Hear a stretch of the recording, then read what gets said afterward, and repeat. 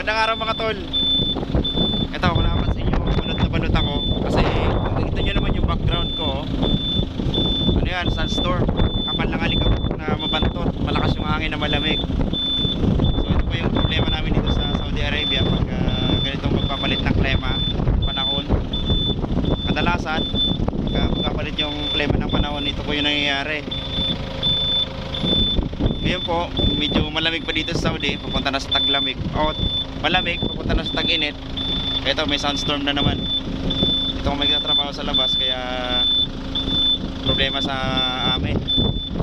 Problema sa ilong, malangap mo yung alikabok na mabantot. At saka siyempre sa mata, nakapuwing. Ito, kailangan namin ng protection. Kaya, ayan. Pa-jacket ako, tsaka